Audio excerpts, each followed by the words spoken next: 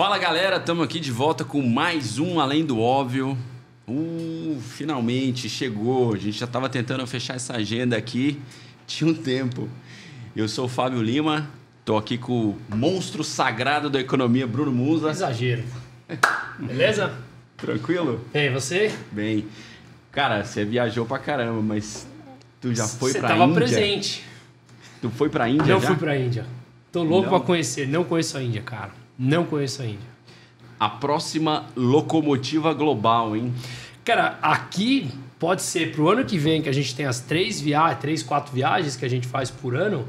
Eu acho que pelo papo que a gente vai ter aqui, faz sentido a gente colocar a Índia no radar. Eu pensei nisso, no papo prévio que eu tava tendo aqui com o nosso... De uma semana pra cá começou convidado. Um papo, né? Índia é a nova China, Índia é a nova China. parece que as notícias vão direcionadas de uma coisa só, né? Mas é interessante pra gente pensar, de verdade. Bom, prazer recebê-lo aqui. Nós estamos aqui com o nosso convidado, que é o Umesh Mukhi. Falei certo? Certo. Certinho, né? O Umesh Mukhi, ele é indiano de Mumbai, está há 5 anos no Brasil e é professor de administração na FGV EASP. Bem-vindo. Muito obrigado por receber. É uma grande honra de estar aqui para compartilhar a minha experiência com vocês. Pô, legal. Muito obrigado mesmo, cara. Muito obrigado. Show de bola. Bom, e antes da gente começar, eu tenho um recado aqui para a nossa audiência. Você aí que tem muita vontade de morar nos Estados Unidos e ainda não descobriu um caminho, nós temos aqui um dos nossos parceiros aqui, patrocinador e parceiro, um dos parceiros principais aqui do Além do Óbvio, que é a Strobel América. Gustavão, lá da Strobel, ele é especialista em Green Card, tá? Com referência, com alto índice de aprovação. Então, se você aí tem bacharelado, mais de 5 anos de formado e pretende seguir a vida nos Estados Unidos, vamos deixar um cupom de desconto aqui de 10%. Vocês entram em contato com o Gustavo lá. Gustavão é gente boa pra caramba. Vão ser muito bem atendidos e eu acho que vale a pena o papo, tá? Então, nós vamos deixar aqui o link aqui embaixo e o QR Code aqui na tela. 10% de desconto para quem for atrás da Strobel América falar com o Gustavo lá. Então, é isso aí. Strobel América, o seu green card americano. Mas não é todo mundo que quer ir para os Estados Unidos. E esses aí fazem o quê, meu? Não é todo mundo. E esses aí fazem o quê? E como aqui esse podcast é composto, pelo menos aqui, de adeptos do livre mercado, da liberdade individual, do mundo é muito maior do que a gente imagina, para não ficar na Strobel América, a gente tem um outro patrocinador também que nos apoia de forma principal, assim como o Strobel, só que ele não foca nos Estados Unidos, e sim em mais de 75 países. Então nós estamos cobrindo o mundo inteiro. Pô, a liberdade, cara. Isso aí. Liberdade de ir e vir. E é justamente isso. Conheça a 7, então. Lá você tem o Gustavo, na Strobel você tem na 7 o Chico e o Rafael Lima, que é também do mesmo grupo que faz o canal no YouTube, o Ideias Radicais, que a gente entrevistou ele aqui na semana passada. E a 7 é uma consultoria especializada em imigração, nomadismo. O Chico, que é esse contato que eu estou falando, ele é um dos nômades, fica em qualquer parte do mundo. Em imigração, nomadismo, offshore, cidadanias, cobrindo mais de 75 países para o seu plano B. De Dubai ao Uruguai, a 7 te apresenta oportunidades internacionais e residenciais, empresas e passaportes. Junte-se a centenas de clientes, eles já atenderam vários mesmo, a gente sabe que eles falaram, pelo link 7.io. 7 é SETTEE.io. Ou acesse o QR Code aqui embaixo, que também vai ficar na tela disponível ao longo do episódio, tá? Lembra de uma frase que o Rafa que falou aqui, quando a gente gravou para ele. O Brasil já estaria quebrado se grande parte das pessoas soubessem como é fácil ir embora do Brasil. É muito mais fácil do que a gente imagina. No momento que a gente está vivendo, eu vejo muitas pessoas com receio do futuro, a alta de impostos que nos aflige mais e mais. Eu sou um deles, analisando possibilidades. Então, tá aqui 2 possibilidades. Strobel América e a 7, SETTEE. Além do link aqui embaixo, QR Code na tela, e podem procurar o Chico ou o Rafa, mais especificamente o Chico, tá? Vamos lá, então? E agora, vamos para a Índia. Vamos para a Índia. Vamos lá. Bom, por onde a gente começa, hein? Vamos começar pelo ponto principal. É verdade mesmo que a China vem aí como uma grande potência global? A Índia, perdão. Olha, eu acho que essa comparação, né, a Índia a China, a Índia vai substituir a China, é uma perspectiva que não traga a realidade de geopolítica inteira, né? Porque quando a gente está imaginando que a Índia vai virar a China, a gente está pensando de um monte de fábricas, né? A produção industrial vai mudar totalmente para a Índia, né? Existem vários outros países asiáticos que têm políticas favoráveis.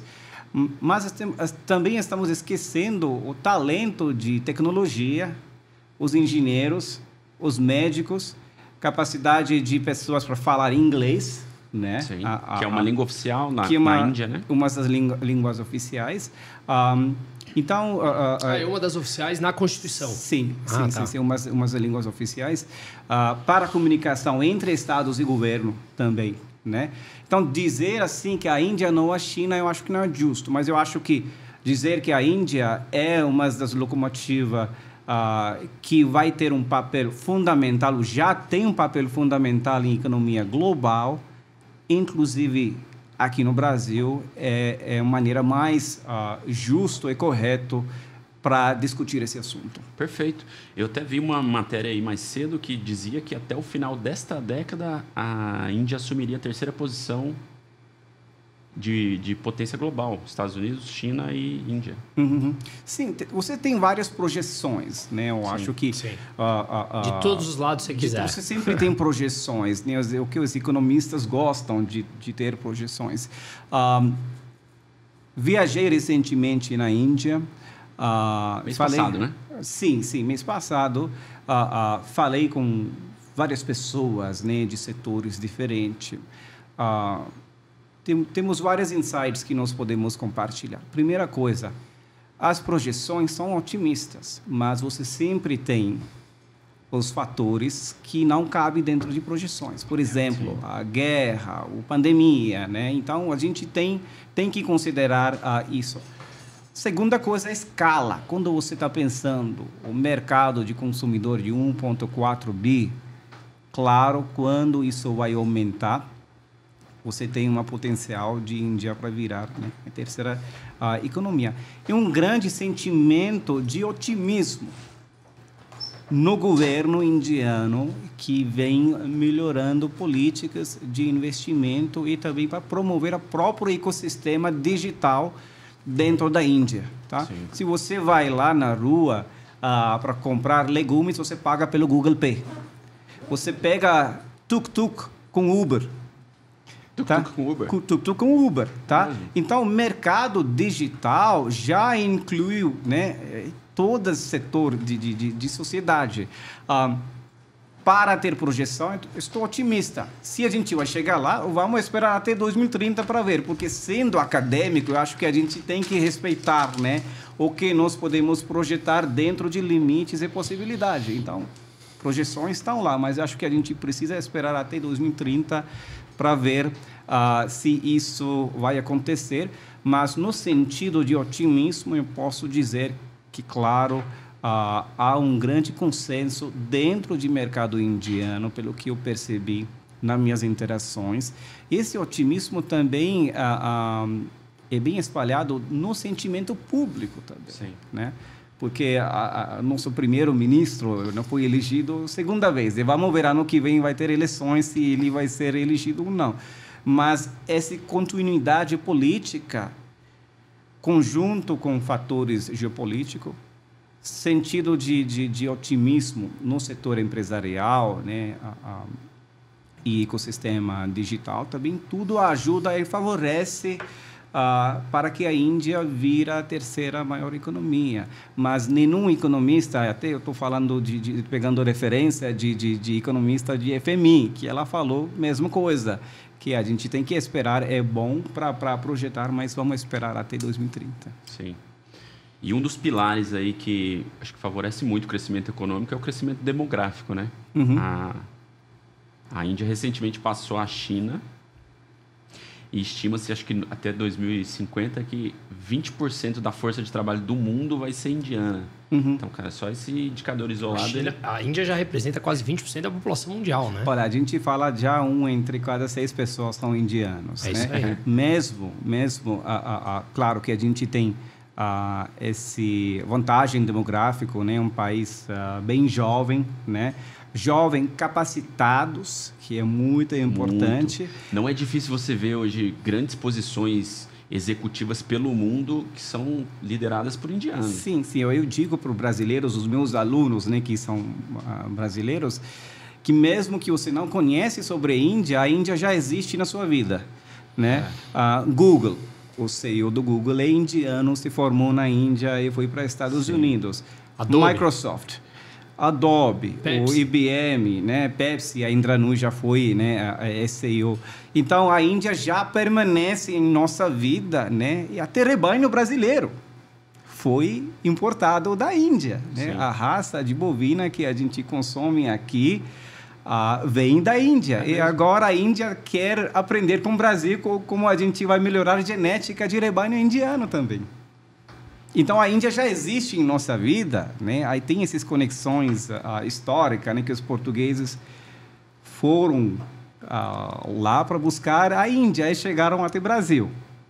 Então, essa conexão com a Índia mística existe, pelo menos na minha perspectiva, inconscientemente aqui no Brasil.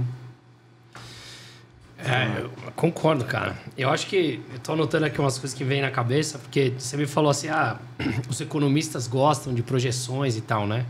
Eu sou economista e eu não gosto dessas projeções. Não é que eu não gosto, é que eu acho que elas não valem de nada. Porque, assim, no meu entender, não é que não vale de nada. Talvez tenha sido forte demais a palavra. É interessante você ver... Mas é que muitas dessas projeções, quando elas não se concretizam, elas simplesmente somem e ninguém faz meia-culpa de que as coisas mudaram. Sim. Porque, no fundo, quando a gente entende... Eu sou de uma linha de economia que eu entendo em que o conhecimento é disperso. E ele é abundante. A gente não sabe o que as empresas produzirão amanhã, porque a gente não sabe a demanda do consumidor. A gente não sabe o que a gente quer consumir daqui 2 minutos.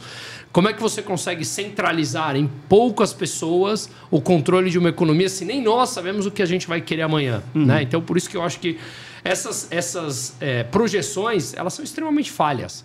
Né? Aparecem novos conhecimentos que a gente não sabe, novas tecnologias, e aquela projeção lá foi por água abaixo. Eu lembro muito bem a projeção Focus, que sai toda semana aqui no Brasil, em janeiro de 2021, falava que a Selic ia terminar em 3, terminou em quase 14.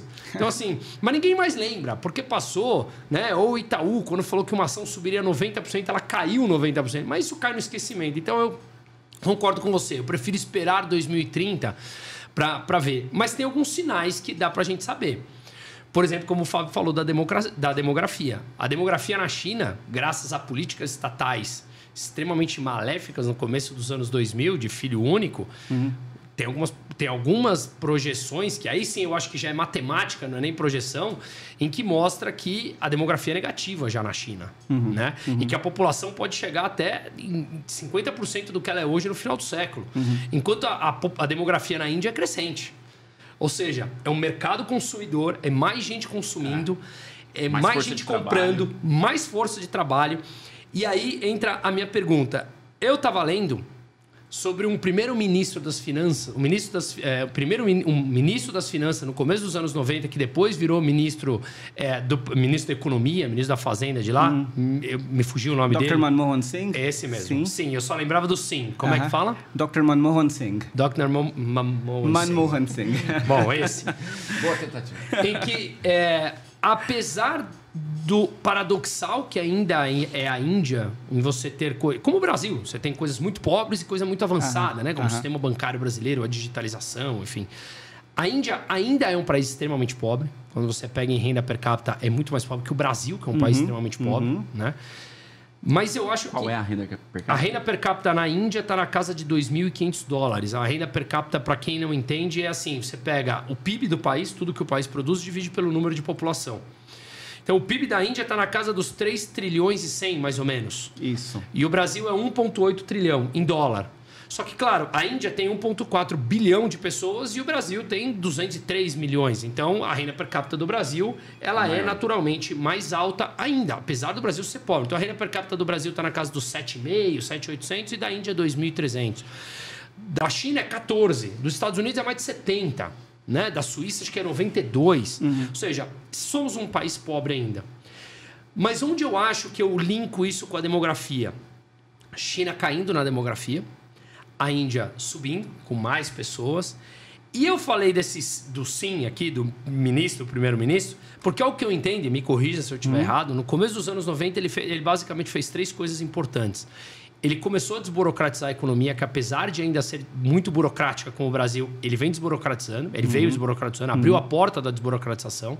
Ele permitiu importação de maquinários, e essas máquinas elas acabaram sendo até base para um monte de gênios indianos hoje que comandam uma série de empresas. Quantos matemáticos hoje têm engenheiros indianos no comando de grandes empresas, né? E também ele permitiu a abertura comercial da Índia, né? Ali começou. E os resultados em economia sempre vêm ao longo dos anos lá na frente, certeza, não é no certeza, começo. sim. E aí eu acho que essa curva começa a se inverter. Por isso que eu acho que não dá para fechar os olhos para a Índia. Por isso que eu falei no começo que eu acho que a gente tem que ir para lá. Tem um fenômeno importante acontecendo na Índia. E as oportunidades existem onde tem problemas. E a Índia está cheia de problemas, assim como o Brasil. Então, tem mais problemas a resolver. E aí, essa minha análise faz algum sentido para você Com como certeza, indiano ou não? Mesmo se pegando os dados oficiais, né? Estava lendo os dados do Banco Mundial, 7%. Né, de crescimento em ano 2022, e Brasil 2,9%. Durante a pandemia também, se a gente vai pegar, né, taxa média de crescimento, sempre você vai achar vários números entre 6% ou 7%. O que você falou sobre Dr. Manmohan Singh é muito interessante, porque a Índia começou a abrir a economia a partir de 91. Né? E a gente tem que considerar que até 91, né, após a independência, 47 e 91, a gente teve vários outros desafios internos. Mas o que é interessante para ver, por exemplo, vamos pegar exemplo de Grupo Tata, né, um dos maiores grupos industriais gigantes do mundo. O Grupo Tata na Índia, a gente fala, sua mãe começa com Tata e vai terminar com Tata. Você tem sal de Tata, o carro de Tata, né? Você vai usar a internet de Tata, tudo. Aliás, a Tata acabou de adquirir a Jaguar Land Rover, para você ter noção. Empresa indiana. Eu conhecia eles privada? Pelos carros elétricos. Né? Carros elétricos, né? Mas vinculando com o que você vem falando, é que se a gente vai olhar a economia indiana a partir de década de 91, a gente tem que considerar também o fator de globalização também, né? Porque não adianta você abrir economia e você não tem acesso de tecnologia. Então, eu acho que... Cai o Muro de Berlim, uma série de fatores após o ano, né, 2000, houve essa tendência de globalização que ajudou as empresas indianas, principalmente no setor de TI, para espalhar o conhecimento e oferecer esses serviços para empresas estrangeiras, principalmente em Estados Unidos, né? Então, você pega a abertura da economia, globalização, né, avanços tecnológicos, tudo dá um rumo certo para ter esse espírito de otimismo, de crescimento econômico. O que eu venho testemunhando desde o ano 2014, quando o governo mudou, né? E aí a gente teve a mudança de partido política, que é BJP. O primeiro-ministro é Narendra Modi, e ele foi ainda mais proativo para desburocratizar mais regras que impedem acesso aos serviços. Então, quando isso? 2014. Né? Aí ele prometeu para abrir vários outros setores para investimento, por exemplo, o setor de defesa, setor de ferrovia, né? A Índia está fazendo parceria com o Japão para ter trem-bala, por exemplo. Então, são essas mudanças estruturais que vêm acontecendo desde 2014 também, que estimulou. E o governo também está promovendo essa mudança conjunto com empresas estrangeiras. Privadas. O que também me coloca, eu queria ouvir essa tua primeira análise, porque é aí que eu fecho a minha análise, né? Fecho o meu pensamento aqui. Enquanto a China continua com o Partido Comunista intervindo em todos os fatores da vida das pessoas e controle de capitais, a Índia liberando, é natural o fluxo de dinheiro para a Índia. A Apple está lá, não está? Ela se tornou uma importante, ela se tornou uma importante rede de supply chain, a China, a Índia. Sim. Enquanto as relações sino-americanas vêm se deteriorando,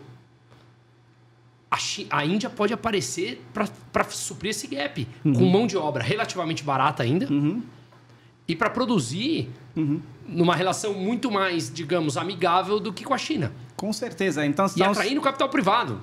O que na China você pensa duas vezes, porque você fala, teu controle de capital, e se eu quiser tirar meu dinheiro de lá? Não posso. Então, vou para a Índia. A Amazon tem uma parceria milionária com a Tata na Índia também. Então, você tem essa possibilidade, e o que você falou é bem pertinente, né? São sistemas de governança em dois países totalmente diferentes. O que a gente compartilha com o Brasil é justamente esse sistema de governança compartilhado, que é democracia. Né? Se você vai ver o comércio que o Brasil tem com China, né, principalmente é commodities, tá? Comércio entre Brasil e China, eu não sei números exatos, mas é muito mais do que você vai perceber com a Índia. Eu acho que 15 ou 16 bilhões, pode checar os números, porque eu sou muito ruim de pegar os números. Mas existe uma razão por isso. Porque o governo pode estimular, pode abrir os caminhos, mas não pode influenciar a política de empresa nem de empresários de onde vão investir. Então, as empresas indianas que não têm nenhuma noção sobre o mercado brasileiro, eles não vão entrar aqui. É igual a empresas brasileiras também que não têm interesse, eles não vão entrar em mercado indiano. Então, essa liberdade econômica para os empresários para decidir de onde você quer investir é fundamental. Nesse sentido, o que a Índia fez nos últimos 6, 7 anos? Né? Eu vou destacar só uma campanha que o primeiro-ministro lançou, era Make in India, que achei muito interessante. Make in India. Make in India. Make in India, né? E eu lembro sobre essa campanha porque eu estava na França terminando meu doutorado no ano 2014 o primeiro-ministro foi elegido e, de repente, né, na Índia, qualquer coisa acontece e parece uma festa. Então, a população pensou que a Índia vai mudar totalmente, né? Aí, o primeiro-ministro deu essa esperança. E a gente começou a testemunhar as várias iniciativas. Por exemplo, Startup India, Make in India, Digital India, Smart Cities.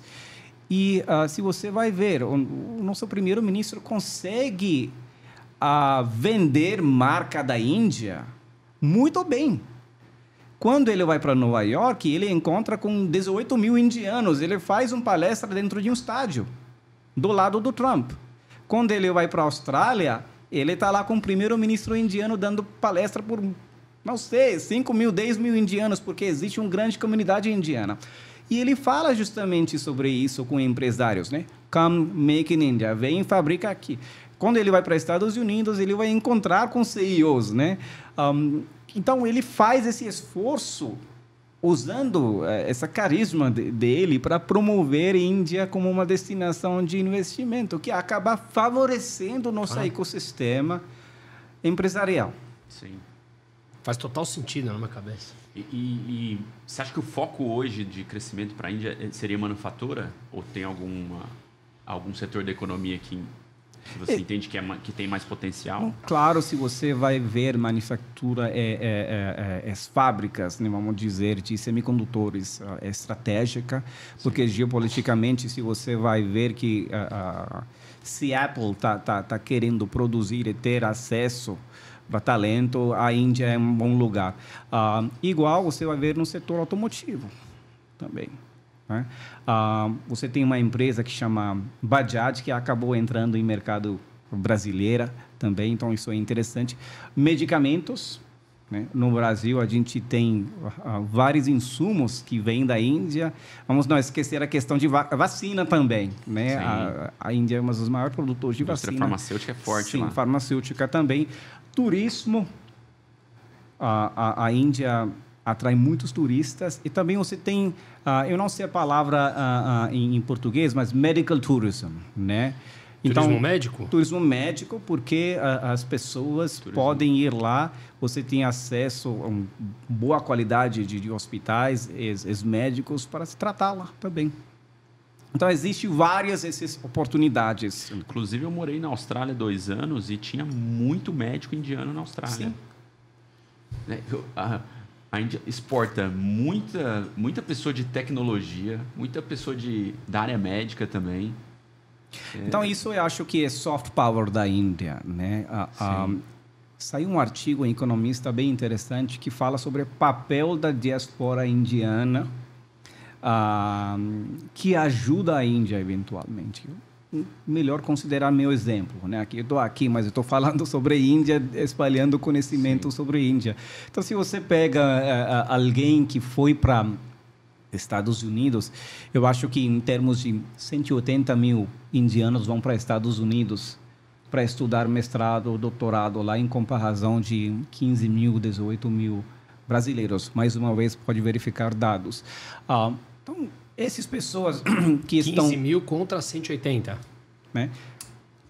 Muitos estão fazendo engenharia, medicina. Muitos fundadores de startup, se você pega, eles já são formados com doutorado em engenheiros. E eles têm vínculo forte com a Índia. Então, esse vínculo é muito estratégico para fortalecer laços pessoais, mas também laços empresariais. E isso favorece a Índia, né? Até teve um documentário do BBC que falou bem interessante. O que a Índia exporta? A Índia exporta a cabeça. Exato. Esse é o mais importante, porque se você analisar, igual você falou, 15 mil contra 180 mil, o número nominal, ele talvez fale muito, ele causa uma impressão, mas ele também tem que pensar o seguinte, a Índia tem quase 10 vezes mais a população brasileira, e ela também tem 10 vezes mais de pessoas que vão para fora. Então, sim, é meio que, assim, digamos, frente ao número da população, ele é mais ou menos isso. É mais ou menos parecido, concorda? Mas um PIB per capita de 40%. Então, exato. E é aí que eu entro. E mais, eles estão exportando cérebro. Aqui no Brasil, a gente exporta nego que quer fugir, pular o muro.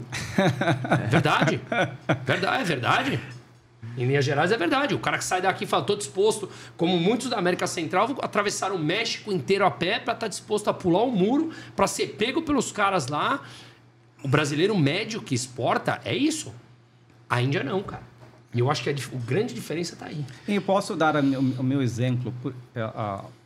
Precisamos considerar e aceitar os fatos que somos países emergentes e tem muita coisa para melhorar, né? Sim. A imigração indiana que foi para Estados Unidos, temos 2 fatores, né? Primeiramente, que tem sonho americano, American Dream, e outra coisa é formar bem. Só um parêntese aí. Para quem tem o American Dream, Strawberry America. Bem lembrado. Mas existe uma cultura da família que eu acho é fundamental, fora desses indicadores macroeconômicos, que valoriza a educação. Eu acho que vale a pena para conferir um vídeo de Sundar Pichai, que fala que os pais deles venderam joias para financiar o estudo dele, né? O meu pai... Desculpa a ignorância, quem é? O Sundar Pichai, o CEO do Google, né? Tá. O exemplo do meu próprio pai, que deixou casa com garantia para financiar 20 mil euros para que eu faça o meu mestrado.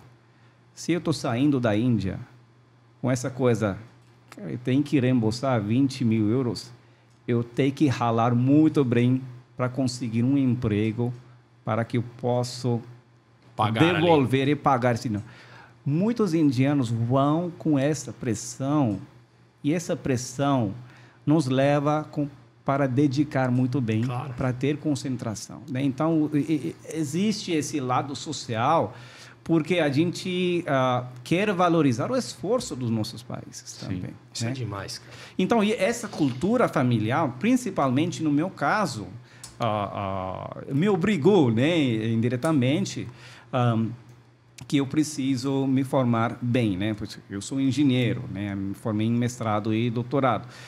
Igual meu irmão também, ele é engenheiro, a minha irmã é médica também. E o que acontece eventualmente? Isso vira uma tendência. Então, se você está indo para Estados Unidos, outros também vão tirar inspiração e eles vão lá. Claro, existe um fator que eles estão querendo um melhor estilo de vida, mas existe agora que o trend mudou. As pessoas querem voltar. Eu te perguntar querem isso. investir na Índia. E a percepção sobre aposentar na Índia melhorou. Então, você pega esse ciclo de globalização que o país vem desenvolvendo, a qualidade de serviço melhorou, muitas pessoas querem voltar também. Muito interessante. É eu estava vendo até, inclusive, que das comunidades imigrantes, os indianos, eles são um dos que tem renda mais alta nos Estados Unidos, sabia? Da comunidade imigrante. E aí vem uma pergunta um tanto quanto difícil, talvez. Não sei se você ia falar algo. Não pode ir. Essa cultura, eu sou muito adepto dessa cultura familiar que você falou, né?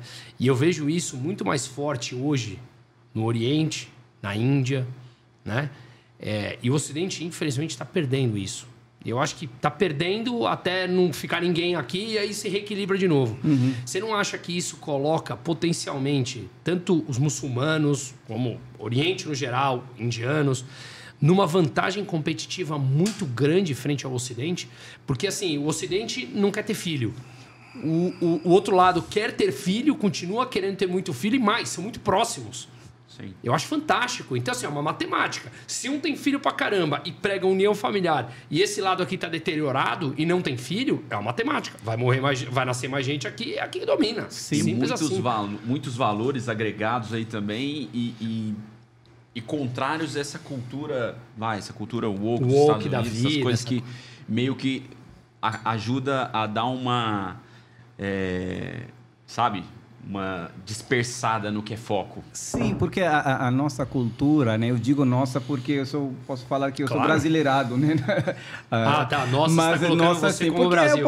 eu preciso confessar que estou morando fora da Índia há 15 anos, né? Existe uma brasileiridade também que eu acabei incorporando. Mas, assim, o mundo mudou também e muitos valores, né, do Ocidente foram espalhados através de cinema, maneira de consumir as coisas. Existem valores orientais, asiáticos, indianos, né, que são muito fundamentais, né, os valores de família, que eu acho que os próprios indianos não conhecem vantagem disso, porque quando você nasce numa sociedade, você sempre acha que o que está fora é mais atrativo. Sim. Né? Então, a gente daqui valoriza aqui, lá, e o que de lá, né, vai valorizar aqui. Mas eu acho que o mundo está chegando no consenso que alguns valores familiares, eu acho que assim podemos falar que os valores espirituais, que são fundamentais para ter essa evolução, né, e bem-estar coletivo. Infelizmente, no Ocidente, nós não temos essa noção de bem-estar coletivo, que, aliás, na Índia, no cúpula do G20, não sei como se fala em português, o slogan era Vasudhaiva Kutumbam. Vasudhaiva Kutumbam. O mundo é uma família. E dentro de G20, houve um documento que falava sobre iniciativa chamada LIFE, Lifestyle for Environment, estilo de vida para o meio ambiente. Então, existem laços culturais, espirituais, dentro de cultura, né, indiana, que valoriza isso. E isso acontece através de várias coisas, tipo as festas religiosas, comportamento, a reflexão, as rituais. Então, existem várias coisas que vão ajudar, eventualmente, aquele ser, o individual, para lidar com desafios da vida, né? Não sei se eu respondi para você. O que eu entendi na resposta, sim, você concorda comigo, que coloca uma vantagem econômica naturalmente pelo fato de você propagar esses valores que perpetua a espécie, enquanto esse lado aqui tenta destruir a espécie por hoje em dia. Por exemplo, você pega disciplina como um valor, né? Você precisa disciplina em todos os momentos Sim. do seu estudo, Sim. no seu performance econômica, performance cognitiva e fazer todas as coisas certinho, né? Na Índia, você tem a cultura família que coloca isso bem claro.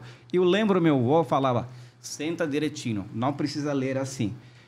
Se você vai falar aqui para alguém, por quê? Eu preciso justificar com 100 artigos científicos colocando, né, alguma estatística que seu coluna está em 25%, vai ter esse dano. A gente discute demais. A gente acaba discutindo demais. Em geral, né? E às vezes a gente acaba perdendo essa noção. Quando você justifica demais, a gente esquece que os nossos entes querem bem de nós. O que meu avô queria? Que eu estudo bem em postura certa. Em vez de deitar e ler, eu acabo dormindo. Né? Então, ele não precisava justificar com isso e eu nem esperava isso. Então, acho que a nossa cultura aqui, que é muito individualizada, acabou mimando nosso ego, que nos prejudica no prazo longo. Sim. E a gente perde a vantagem competitiva para fazer qualquer tarefa com dedicação Sim. e disciplina. Foco, disciplina, dedicação, hierarquia. Isso. Respeito familiar. Sempre tem, né, lado contrário. Se você joga alguma coisa muito por um lado, você vai ter efeitos negativos. Mas no equilíbrio, isso funciona muito bem. Bom, foi assim que desenvolveu o mundo até hoje, né? Sim. E a população indiana, como que você descreveria o indiano médio? Disciplinado, espiritualizado? Olha, aí é muito difícil para generalizar. 1.4 bi de pessoa não dá para você dar uma definição clara. Mas né? eu acho que os indianos, me parece, cada vez assim, né? Eu me surpreendo cada vez com indianos, né? Porque a minha percepção também mudou muito, do jeito que eu me vejo, que eu evolui aqui. Aprendi muitas boas coisas aqui no Ocidente. Você morou na França também, né? Morei 10 anos lá, né? Então, acho que a Índia e o Ocidente sempre tem boas coisas a aprender, né? Isso é mais pensamento global.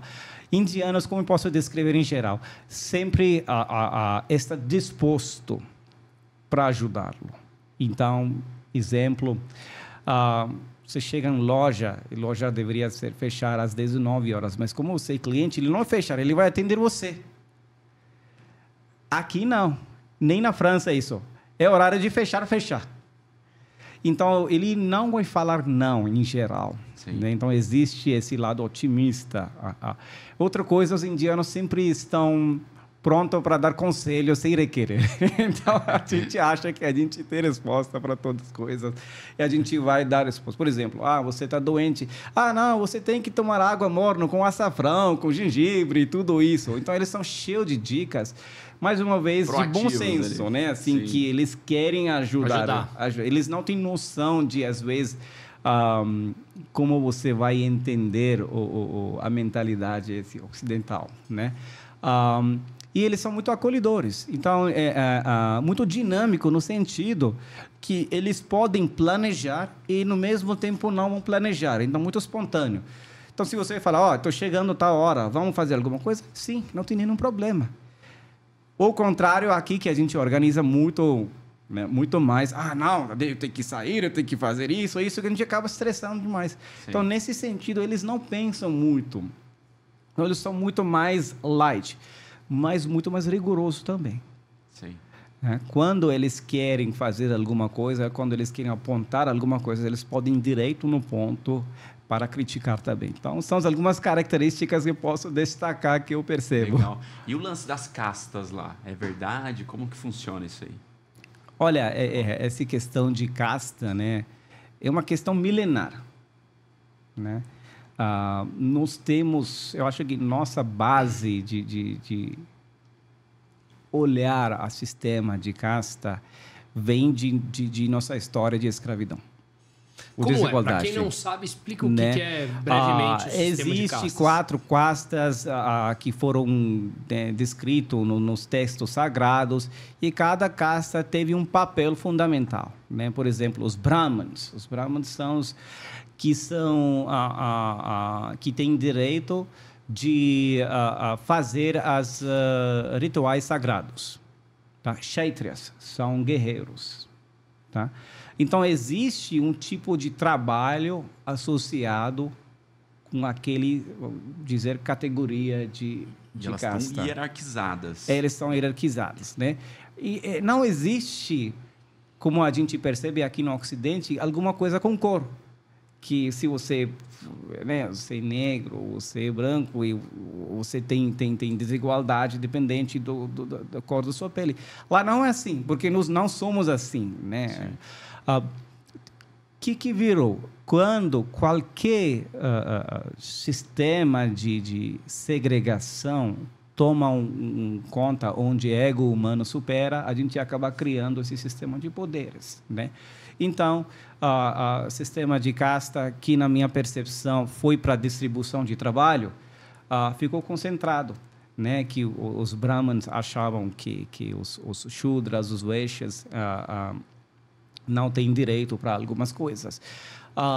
Mas, para ver o olhar espiritual, dentro da história indiana, nós temos vários líderes espirituais falando sobre esse sistema de casta que, na verdade, só é um sistema em nível material.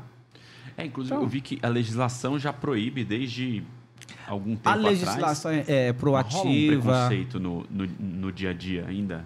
Tem resquício disso? A legislação é proativa, temos cotas que as pessoas que foram discriminadas, né?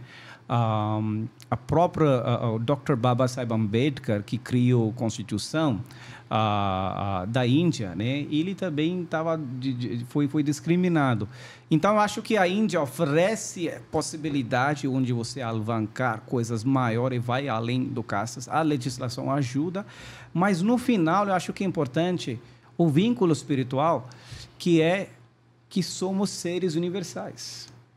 A própria história de espiritualidade indiana mostra que o mesmo ser universal, a consciência universal que está dentro de você, é dentro de todos nós. Então, nós todos somos parte de cosmos omnipresente.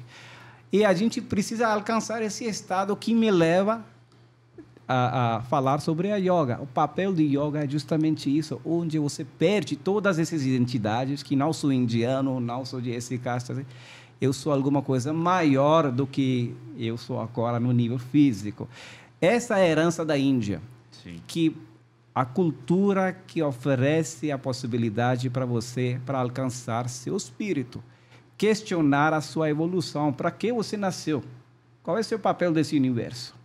E quando você vai no sítio arqueológico lá do Indus Valley Civilization, você vai achar essas peças arqueológicas que estão mostrando pessoas meditando. Então, essa herança espiritual da Índia é muito importante para o mundo. Cara, eu vou fazer uma pergunta ainda na parte de castas, mas antes disso, seguindo na linha, fala dos nossos... vamos falar dos nossos apoiadores aqui. E aí eu já sigo com essa pergunta na parte sobre hierarquias ou se há rivalidade entre as castas. Boa.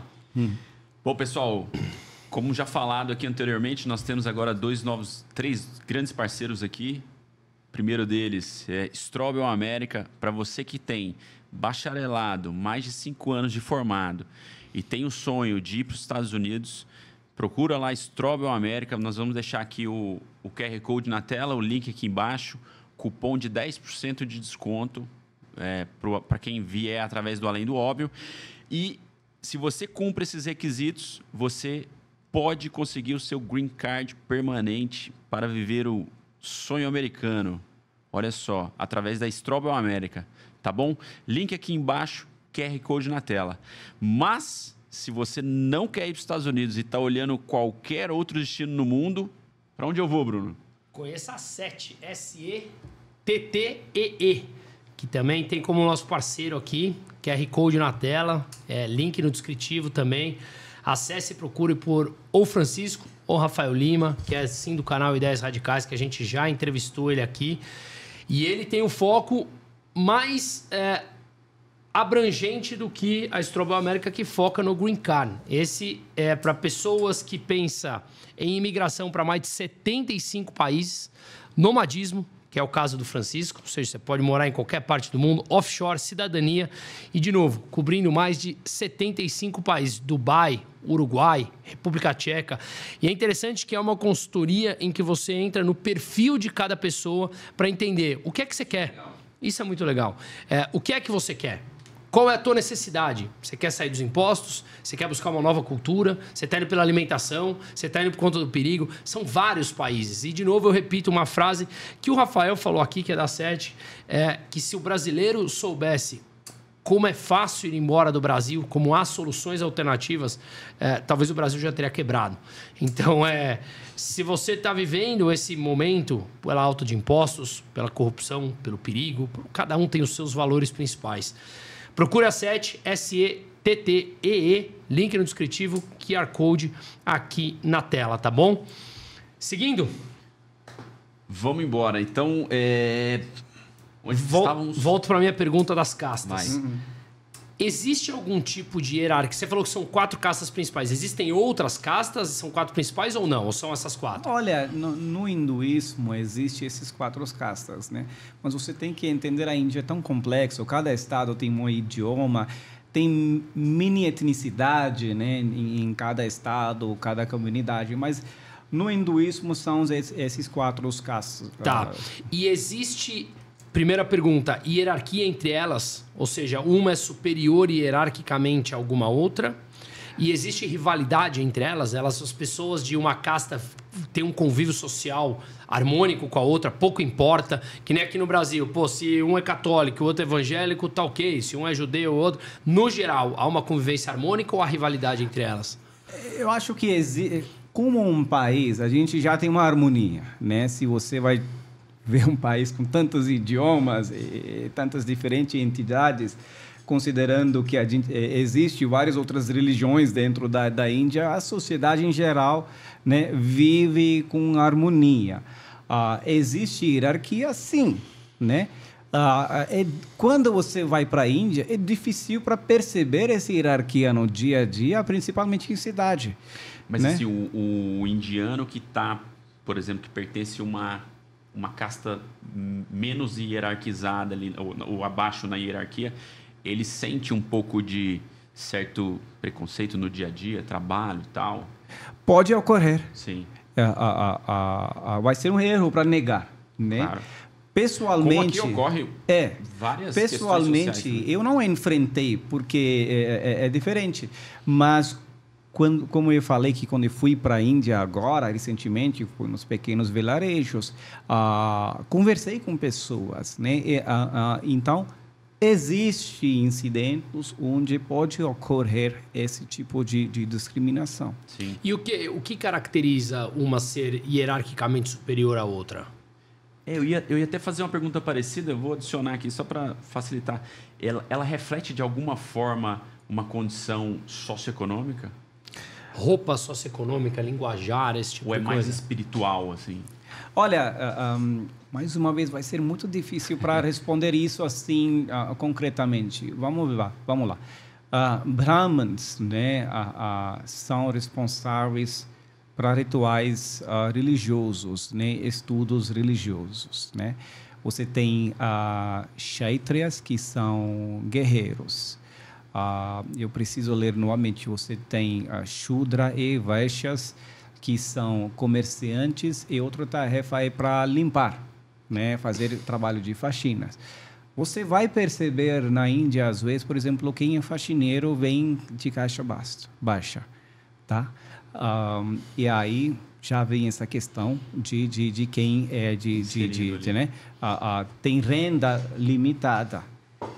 Mas se eu vou ver como que a Constituição vai ajudar aquele pessoa para ter acesso, para realizar seus sonhos, existe possibilidade. E a gente veja muitos casos onde pessoas superaram essa discriminação. Mas eu não posso dizer estatisticamente, mas eu posso falar que sim, existe um tipo de hierarquia, né? E essa hierarquia acabar influenciando até certo nível de condição socioeconômica. Quando você vai lá, como você vai identificar em meio de 1.4 bi quem é Brahman, quem é Vaishya, quem é Shudra? É muito difícil. Não né? consegue? Pela você roupa? Não consegue. Às vezes, por roupa, quem está vestido, né, no vestido religioso, às vezes está fazendo alguma cerimônia religiosa, nós podemos tentar adivinhar que aquele é Brahman. Mas, no geral, por exemplo, se você está trabalhando dentro de empresa onde todo mundo é vestido nas roupas sociais, você não sabe. E conscientemente, os indianos, em geral, não vão fazer a distinção. Entendeu? E a mentalidade também das pessoas estão mudando. Quando eu fui para a Índia agora, no vilarejo, eu estava conversando com a dona de casa do amigo que justamente sobre isso. E ela falou, Mesh, era uma pessoa aqui de casta baixa, ela ia na minha casa só para fazer faxina, né? Mas depois eu lhe permiti também para fazer comida. E depois agora ela abriu um outro negócio também, as pessoas estão comprando alguma coisa lá. Então, como o mundo está ficando mais conectado, a consciência das pessoas também, né, está mudando devido de fator econômico. Com acesso à tecnologia, conhecimento, cada um está tomando, né, assumindo o controle da vida. Sim. E como a Índia é muito heterogênico, você sempre vai ter alguns casos que vão nos chocar pela discriminação. E, por outro lado, você vai ter casos inspiradores também que mostram que, né, há uma possibilidade para alcançar qualquer coisa. Tem alguma cultura do indiano que vai para fora estudar? De voltar para o seu país para aplicar o conhecimento adquirido fora lá? Porque eu acho que, por exemplo, fuga de cérebros é um problema muito sério em vários países. Né? Por exemplo, Espanha. Espanha, o salário é muito baixo. O cara vai trabalhar, sei lá, na Alemanha, vai trabalhar em outro lugar. Ou o indiano que vai para os Estados Unidos. Eu vejo o brasileiro, por exemplo, como zero patriota. Né? Já fomos mais, né? Já fomos mais, cara. Mas eu acho que também nunca foi um exemplo de patriotismo, né? Como outros países. Nunca foi. Sim. Você nunca vê. Você vai para os Estados Unidos, você vê aquelas bandeiras nas casas. Ou o próprio argentino, na situação caótica que está, ele é muito mais patriota, na minha opinião. O indiano, então, o que eu quero dizer com isso? O brasileiro vai embora e, no geral, não tem aquela coisa, eu adoraria voltar. Volta se precisar, porque, né? No geral, o indiano tem essa cultura? Tipo, vou para lá estudar para aplicar o desenvolvimento no meu país, ou não? Existem casos assim, sim. Existem casos, por exemplo, quando, claro, tem oferta melhor, né, da empresa. Em alguns casos, onde países financiaram estudo e, finalmente, aquele aluno ou aluna quer aplicar esse conhecimento. Então, claro, né, como eu te falei, que a gente teve esse problema, mas, pela escala, também a gente não tem esse grande impacto. Falando de patriotismo, né, nesse sentido, eu acho que quando o indiano está saindo do país, está indo para os Estados Unidos, ele começa a sentir a saudade, né? E por isso que qualquer lugar ela vai virar mini Índia. Eles acabam criando o seu mini ecossistema, porque essa saudade do país, né, cria um condicionamento forte para criar essas mini comunidades. Como o chinês, qualquer cidade do mundo que você vai tem Chinatown. Não tem uma cidade do mundo que você não vai, não tem Chinatown, né? Isso, e pela própria história da Índia, que eu acho que você fez uma comparação interessante, né? A nossa luta para a independência, a nossa luta contra a corrupção, né? Que é recente a independência, né? 75, 80 47, anos? Né? Foi 1947? Então é isso aí, são 50, 70, 75, foi em cima, é isso aí. Isso cria uma esperança e um legado civilizacional que a Índia e China eram um poder de economia global, né? No civilização passado. Então, quando você pega esses laços históricos, tem um grande sentimento de patriotismo pela herança civilizacional, cultural, intelectual, né? Somos patriotas de fato que o CEO de Microsoft é um indiano. Somos patriotas de fato que o CEO de Google é indiano. Mas por qualquer coisa, né?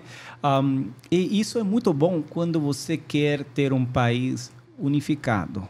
Que eu acho que o Brasil pode aprender com Índia ou indianos, porque a gente desenvolveu uma cultura de criticar que é muito bom, porque isso nos permite para falar, corrigir e esclarecer nossos erros. Mas quando a gente está criticando demais, mostrando as coisas negativas, a gente cria uma cultura de pessimismo. Né? E a gente acaba virando uma personalidade mais pessimista que tem nenhuma esperança. E na Índia eu testemunho essa esperança. Isso é fundamental para qualquer país que quer desenvolver, onde a união nacional é fundamental para projetar um sentido de otimismo. E se você tem uma sociedade polarizada, isso dificulta criar laços entre família, entre amigos, e nós testemunhamos aqui no Brasil também, né? Isso afetou-nos demais. Eu acho que o Brasil pode aprender com isso, porque para o indiano a identidade nacional é importante, mas além disso você tem identidade religiosa e você tem identidade com família, trabalho. Então, no Brasil, a gente ficou muito apegado com nossa identidade política, nossa identidade de sistema de governança, nossa identidade ideológica, e a mente indiana não é assim, né? Ele não é cartesiano. Então, por isso, é muito fácil para eles para desvincular também com qualquer apego ou condicionamento forte. Nossa, perfeito. Eu acho que no Brasil a gente extrapolou isso aí e sobrepôs todo o resto. Essa questão da polarização política e tal. Eu queria entender como que é a questão da educação básica na Índia. Porque, cara, eu morei na Austrália, morei na Espanha. A gente sabe que os Estados Unidos é uma das maiores comunidades de estrangeiro indiano, você comentou, né? Eu falei que das comunidades de imigrantes nos Estados Unidos, os indianos são os que têm o maior renda. Sim. Muitos médicos na Austrália, muitos engenheiros, muito pessoal de tecnologia no mundo inteiro. E é um país pobre, como o Brasil também, mas é um país com PIB per capita bem baixo. Como é o acesso à educação lá para os indianos? Desde a base até o ensino superior. Só para completar, pelo que eu vi as últimas estatísticas, a Índia, apesar de ser um exportador isso de hoje, de matemáticos, engenheiros, CEOs, a grande média ainda é um país, assim como o Brasil, que tem grandes problemas das pessoas terminarem a escola sem conseguir interpretar um texto básico. Né? Por isso que eu falei do paradoxal que é a Índia, o que me parece, como é o Brasil. Né? Então, só para complementar isso. Sim. Não, como o Brasil, né, existe uma política de ter escolas públicas que favorecem, né, em modo geral, né, como meta de acesso à educação. No meu caso, eu acho que, como a gente vem de classe média, para você ter noção, hoje eu estava vendo os dados, classe média na Índia é 432 milhões. Então, é 2 vezes mais do que o Brasil. Né?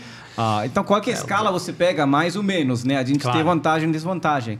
A classe média vem investindo em educação dos filhos. Então, por exemplo, no meu caso, desde a minha primeira escola, eu fui inserido em educação em inglês, porque a inglês é base. Você tem muitas escolas, né, que ensinam na língua do estado e a inglês. Depois você tem escolas públicas, escolas privadas, escolas públicas na idioma do estado, idioma regional, né? E escolas privadas também na idioma regional. Eventualmente, o ensino superior que ocorre em inglês. E depois você tem as vestibulares, onde você vai ter possibilidade de escolher, né, a sua área de especialização, seja administração, ou medicina, ou tecnologia. Então, o aluno, quando ele passa ensino superior, ele começa a preparar para entrar nessas universidades, onde o principal meio de aprender é inglês. Embora isso, você tem universidades privadas e públicas. Nas universidades públicas, a universidade, principalmente em tecnologia e administração, são os que exportam os cérebros. Então, Indian Institute of Management, Indian Institute of Technology são os públicos. E depois você tem as universidades privadas também que formam, seja engenheiros ou médicos. O custo de educação na Índia está sendo cada vez mais caro. Quando eu fui para a Índia, eu estava falando, seu filho está em qual escola? Nosso filho está fazendo IB, International Board. Então, International Board, virou uma moda agora que cada país quer enviar seu filho. E é caro. Mas, nossa época, não era tão caro a educação. Mas, como eu te disse, a classe média favorece também investimento em educação. Então, você tem possibilidade de ter crédito para investir em educação, Muitos alunos que têm situação financeira não necessariamente estável, têm acesso a esse crédito para financiar seus estudos. Outra coisa, quando você vai comparar a Índia e o Brasil, é interessante, porque lá quando a gente está fazendo faculdade, é faculdade 100%. No Brasil, isso era novidade para mim, quando eu vejo que os alunos estão estudando de noite e trabalhando de dia. E isso não favorece desenvolvimento, capacitação 100%, porque quando você é jovem, você tem toda a energia para concentrar naquela matéria em vez de trabalhar. Só que o contrário aqui, você está trabalhando e você está estudando. Isso acaba criando uma grande diferença quando você vai terminar sua graduação, o mestrado. Por exemplo, eu tenho meu mestrado na idade de 21. Caramba. Tá bom? Você sabe que eu fiz quando eu fiz estágio, eu tive um chefe que ele era o diretor do nosso departamento, ele era inglês e morou na Holanda. E ele falava isso, que era inconcebível para ele essa ideia de que os caras aqui trabalhavam enquanto estudavam no mesmo período e tal, que ele ficou até uns 20 e poucos anos sem trabalhar e tal. Bom, mas é uma necessidade também.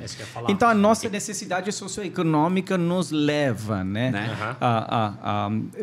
por isso que eu fiz esse raciocínio, de classe média que tem a cultura de poupança e investir em educação, inclusive acesso ao crédito também, Então, quando isso diferença. Aqui isso no Brasil, faz você não diferença. Tem nenhuma poupança e nem tem. É um país Entendeu? extremamente de poupança baixa. Eu converso com jovens aqui, e às vezes, para mim foi assim, na verdade, um choque cultural quando eu vejo alguém trabalhando. Você não teve graduação?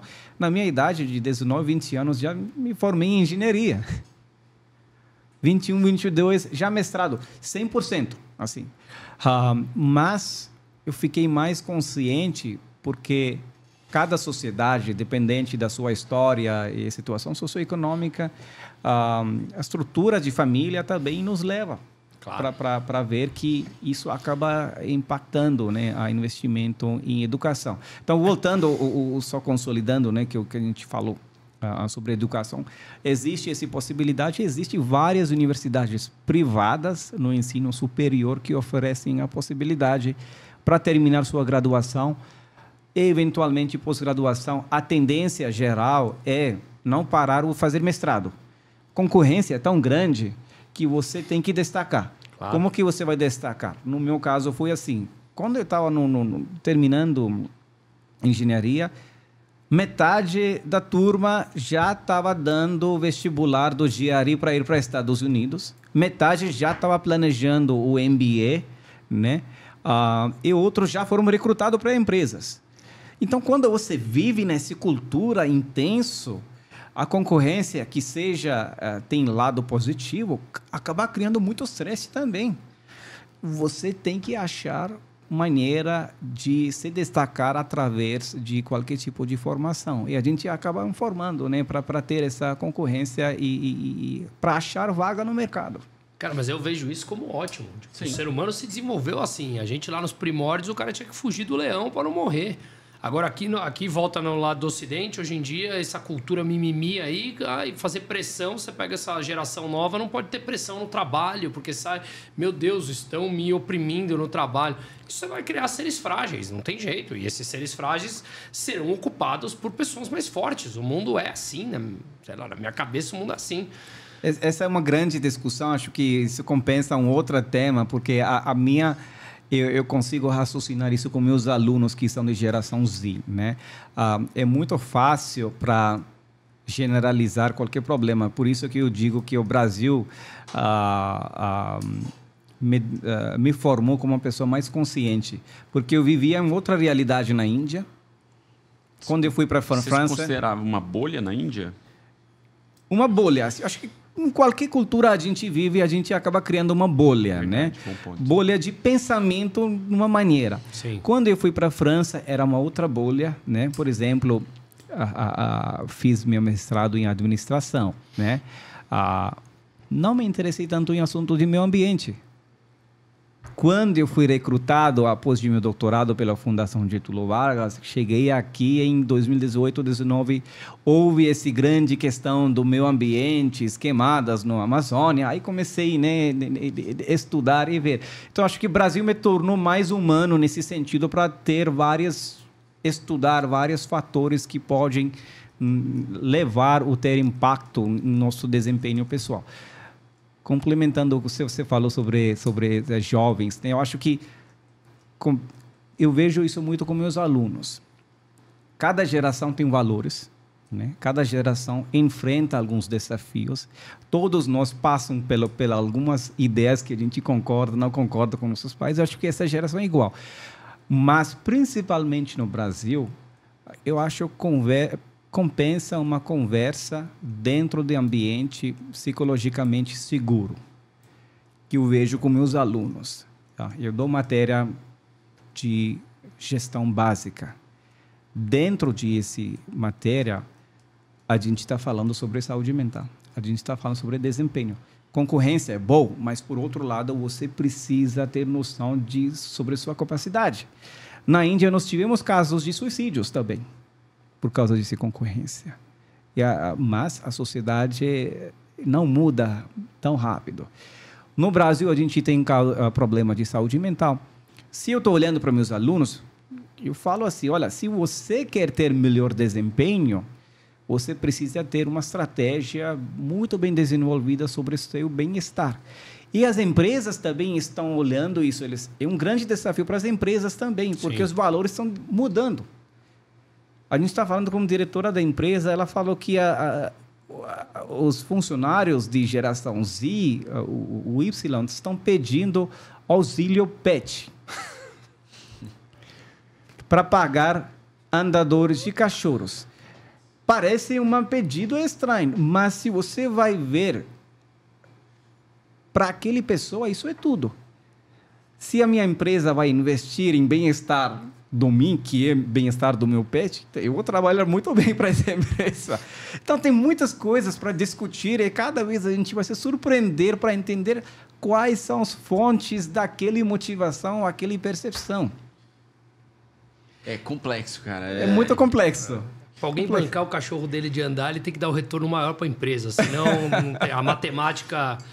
Atuador pode não ser meador, mas 2 mais 2 é 4 para todo mundo. Então, para o cachorro dele passear bonitinho, ele tem que produzir mais para a empresa. Senão, não vai ter quem financia o cachorro dele. É aquela máxima, né? A entrega é inegociável. O benefício se discute depois. Mas voltando rápido aqui à educação, Sim. que você falou de ser caro, né? 2 pontos aqui. A educação pública básica, ela é, para quem é mais pobre, é minimamente qualificada. E quando você falou de caro, você que dá aula na GV, a GV aqui está com uma mensalidade de 6, 7 mil reais, mais ou menos, né? O que seria o caro lá, uma faculdade mais ou menos como a FGV de lá? Uma classe média alta, assim. Isso. Olha, preço, né?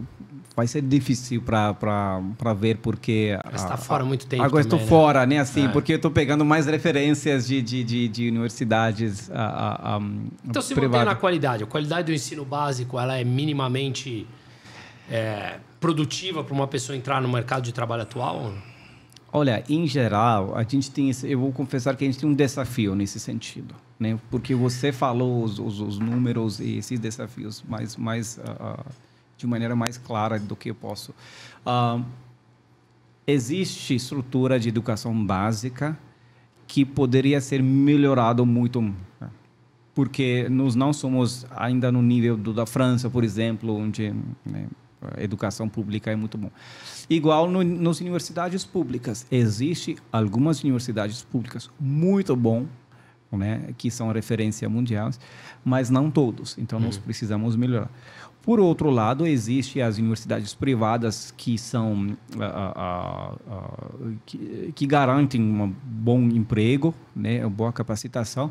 Por outro lado, a Índia tem um grande desafio de capacitar essas pessoas, né? A gente está olhando aqui a taxa de desemprego 7,3%.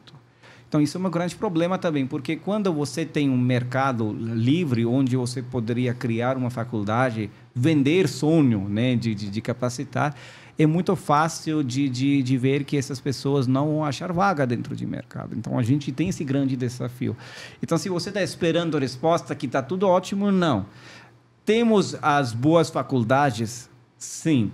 Precisamos melhorar muito mais. Mas 7% não é uma taxa ruim, não, hein? Não é uma taxa... Claro, é que é um caminhão de gente. Sim. Porque você tem 1,4 bi de pessoas. Sim. Não sei quantos estariam dentro do mercado de trabalho. Porque você tem crianças, idosos e tudo mais. Não tem ideia quanto, sei lá, 50% da população? E a gente tem que considerar assim, o setor informal também. Tem que considerar a informalidade. Informalidade então, do setor. Eu tendo a achar que não é uma taxa ruim. Quando você fala que os Estados Unidos está no pleno emprego com todos os problemas que estão, está em 3,7%, não acho uma taxa ruim, né? Você pegou, por exemplo, a taxa de desemprego em jovens na Espanha, atinge 25% dos jovens de 18 a 30 anos. 25%. Um quarto da força de trabalho de jovens de 18 a 30 anos, hein? Então... Paulada, cara. Paulada, assim. Então, não acho que seja... claro, quer diminuir, óbvio, mas não acho que seja... E saúde? Saúde pública? Igual. Mesma coisa. No caso do Brasil e Índia, nós temos esse como qualquer emergente, né? Existe hospitais públicos, né? Existe serviço público, mas a classe média prefere o privado. Aliás, durante a Covid, né? Por exemplo, a gente teve acesso para vacina, né? Muito antes do que os outros países, porque a gente tem nosso próprio sistema de vacina. Então, nesse sentido, o próprio sistema setor de saúde passou por muita transformação. O governo também tem um plano de saúde para pessoas com baixa renda. Isso também é interessante. E outra coisa, eu acho que no interior da Índia, você sempre vai ter um desafio de saúde, tá? Mas eu acho que acesso de saúde é muito mais fácil. Por exemplo, se você está doente, existem muitos médicos fora da sua casa, onde você só poderia ir e esperar sem agendar. Então, pela taxa de tantos números de médicos, dentistas que estão no mercado, existe essa concorrência e informalidade que você não precisa preocupar para achar médico no Google Maps e depois ir lá, ligar, agendar. Os médicos do dia a dia, eles chegam lá, tem uma fila de espera, você paga R$20 por consulta e você tem acesso. Aí você vai na farmácia, às vezes, exemplo, se o médico receitou paracetamol, você pode comprar um paracetamol. Não precisa comprar o sachê inteiro. Então, existe essa informalidade que facilita acesso para a saúde. Não quer dizer que isso é bom ou ruim, mas estou só dizendo a característica de setor. Tem acesso e pelo que você falou, parece ser capilarizado. Isso, e tem acesso no custo baixo. Tá. Esse custo baixo é porque é baixo mesmo ou é subsidiado pelo governo? No hospitais pública é subsidiado. Tá. Né? Agora, no clínica privado, não. Agora, a taxa no clínica privado também é baixo para pela nossa poderes de aquisição, né? Então, 10, 20 reais nada é para nós, mas para eles é muito. E se você tem 5 médicos operando no mesmo região, você tem que ter uma taxa bem razoável, entendeu? Mas uma pessoa de baixa renda na Índia precisou de um médico, ele pode ir em qualquer médico e pagar o privado, e pagar particular? Ele pode ir no médico público e tanto privado, tá? Que não tem taxa muito cara. E acessível. Acessível. Por outro lado, vai ser um erro para dizer que, olha aqui, muitos indianos, nós temos uma cultura de poupança. Os indianos são, acho que em comunidade global indiana, manda mais dinheiro para a Índia. Porque a gente tem cultura de poupar para resolver esses problemas de saúde, de educação, né? Que onde eu acho que é papel de Estado, né, de qualquer país desenvolvido, tem que investir nesse sentido. Então, a gente veja isso como uma preocupação pessoal em vez de dever de Estado, apesar de Estado vem investindo nesse sentido. É comum as famílias se preocuparem com o estudo dos filhos, porque foi o que aconteceu com você, né? Sim. Experiência pessoal. Você era uma classe média lá? Sim, classe média. Você meu pai tinha loja pública? Eu estudei em uma escola privada com que estava subsidiado pelo governo, né? Tá. E meu pai tinha loja de ótica. Eu e minha irmã, né? O meu pai apoiou nossos estudos, né? Aliás, eu acho que ele também tira o crédito, né, para financiar. Sua irmã está lá ainda? Ela está lá na Índia agora, em Lucknow, no norte da Índia. Ela tem a sua própria clínica. Ela é, como você fala, fonoaudióloga. Fonoaudióloga. É. Porque o indiano, você julga que ele, na média, tem essa cultura de pensar na educação dos filhos, por exemplo. Que eu vejo o brasileiro, na média, muito focado nos bens de consumo. Endividado, sim, não poupa, e se poupa, é focado em bem de consumo. Sim. Os indianos me passam a impressão de um foco mais educacional. Faz sentido? 100% correto. Tá? Por quê? Já que somos uma cultura coletiva, né? Como uma sociedade. Se você se preocupa com educação, o que acontece? Você está falando com fulano beltrano na Índia. Aí ele vai falar, meu filho está fazendo isso. Aí esse pessoal fica inspirado. Talvez meu filho tenha que falar isso.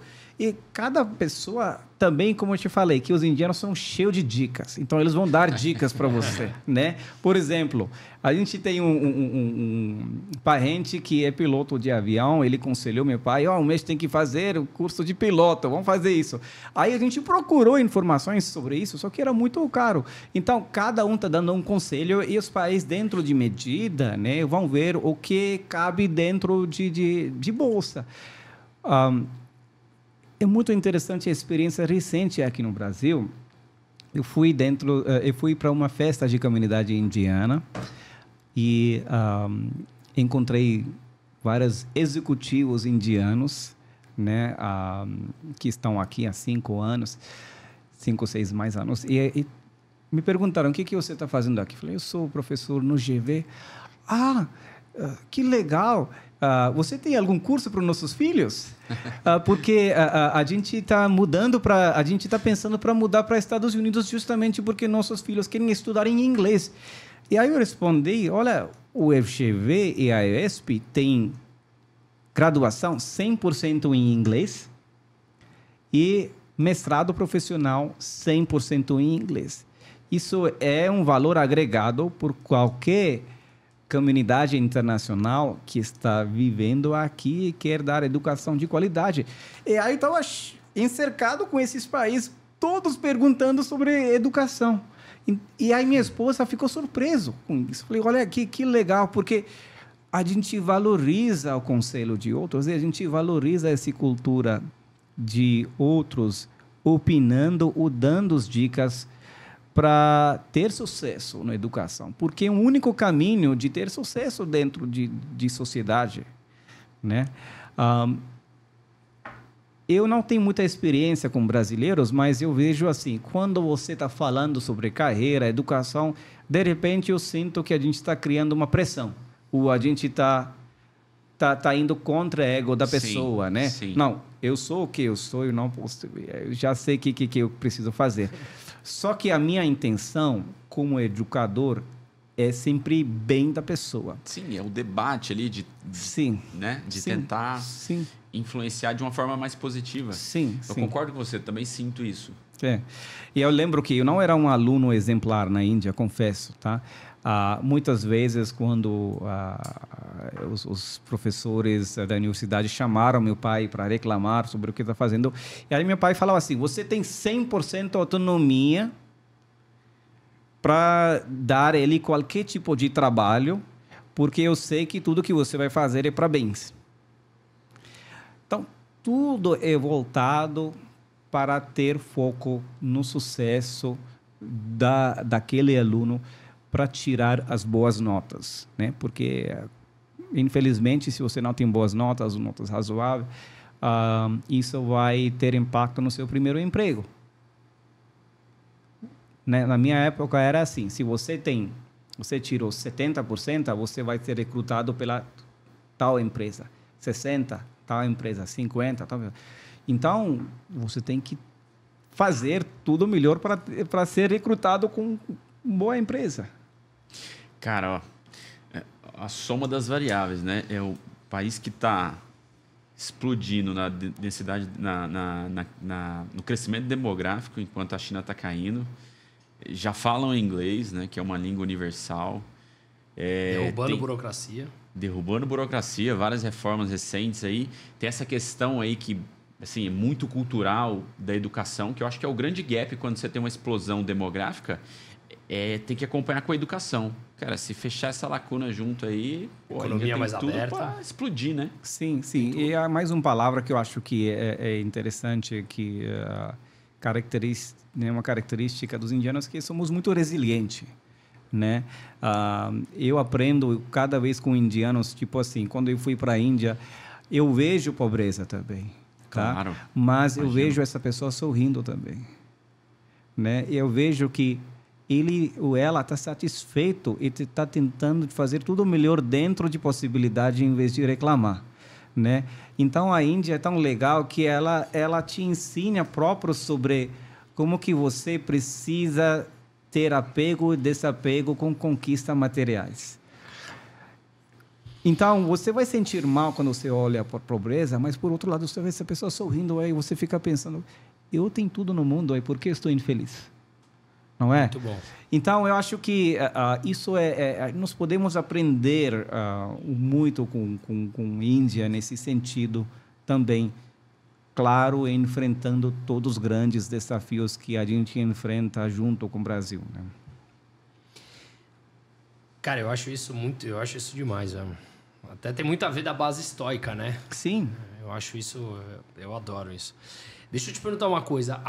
A Índia hoje, a população tem uma percepção, ou efetivamente é uma verdadeira democracia com separação entre os poderes? Realmente acontece isso? E já juntando aí numa outra pergunta, a corrupção é um problema estrutural na política indiana? Sempre temos, né? Eu acho que... Porque o Brasil é o máximo. Eu digo, corrupção existe sempre. O Brasil está lá nos tops, né?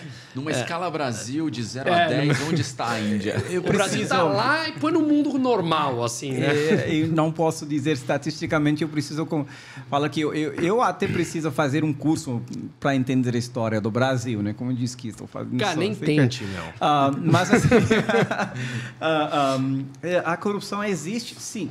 Existe, tá? Existe esforço de governo para ter processo mais transparente? Sim. Eu vi alguns processos que foram totalmente digital, por exemplo. Aí não tem nenhuma chance de ter alguma possibilidade de corrupção. Em termos de democracia, sim. Né? Somos a maior democracia do mundo e você vai ver que não é fácil para um país para ter uma eleições limpa e digital, né? A gente não tem voto impresso, é voto digital. Tá? Aliás, o próprio eu estava conversando com o embaixador do Brasil, ele falou... É voto eletrônico? Eletrônico, né? Ele acha muito... assim, ele ficou muito surpreso. É obrigatório o voto? Não. Não? Não é obrigatório. Né? Muito surpreso de jeito que a população, né, incentiva para ter voto, porque... Mais uma vez, quando você vota, você sente que você faz parte de alguma coisa maior. Esse dever nacional, nesse sentido de dever nacional, é muito importante. Eu acho que vale a pena testemunhar as eleições ano que vem, né? O nosso primeiro-ministro... Quando vai ser? Acho que 2024. Mas mês, você tem ideia? Que é uma boa, hein? Eu acho que vai ser em março, mas vamos conferir. Eu preciso checar, tá? Dado que nosso primeiro-ministro foi elegido 2 vezes, né, com alta taxa de aprovação. Ele pode concorrer ao terceiro? Ele pode concorrer. Pode? Ele é um dos líderes que a gente fala que é o mais conhecido no mundo, porque se você vai ver, né, a transição política, depois de Trump, você tem Biden, né? Foi presidente Bolsonaro, Lula. No caso da Índia, é Narendra Modi, porque ele tem essa taxa de aprovação, né? E ele está sendo protagonista para projetar a imagem da Índia como um destino de investimento, mas como um país que tem uma voz importante para mudar a geopolítica do mundo, né, com voz global, do Global Sul, né, o Sul global. Eu acho que vai ser interessante a testemunhar o que vai acontecer. No caso, vocês estão planejando para ir para a Índia, eu acho que vocês têm que testemunhar esse processo. Pô, interessante, é maio. Então, maio de 24. Cara, é um país que me chama muita atenção, assim, gostaria. Não, faz tempo que eu quero. Deixa eu emendar uma pergunta nisso. Tudo isso que a gente falou, assim, os números, as estatísticas, né, as projeções, embora, né, tem projeção... O papel aceita tudo, mas enfim, tem muitas coisas interessantes aí que estão permeando essa história recente da Índia. Cara, isso não é do dia para a noite, né? Isso já é um movimento que vem, né? O Bruno citou aqui reformas que foram feitas já desde a década de 90 e tal, um processo. Por que a Índia ficou tanto tempo, e acho que ainda até continua, vou falar de Brasil, mas talvez pudesse falar de Ocidente de uma forma geral, em segundo plano, assim, na mídia, não se dá a proporção exata para um país que pode, dentro dessa mesma década, se tornar a terceira potência do mundo. Por que a gente ouve falar tão pouco de Índia no Brasil, por exemplo? Uma boa pergunta. Olha, eu acho que talvez você já assistiu a notícia que a Índia pousou na região sul da Lua. Sim, até 2 semanas atrás. E a missão da Índia no Marte custou muito menos do que filme de Hollywood, né? Muito menos do que o quê? Do filme de Hollywood, né?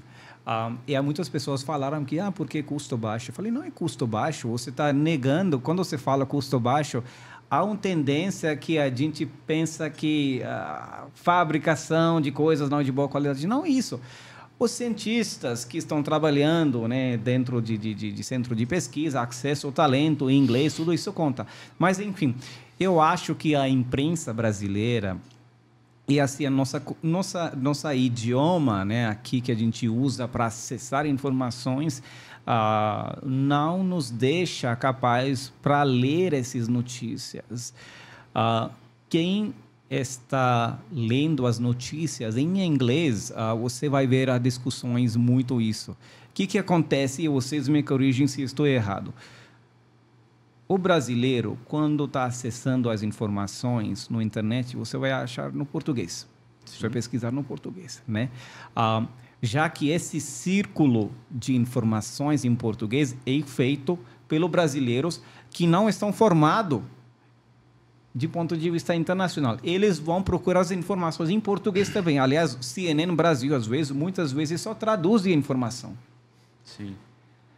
Eles traduzem informações.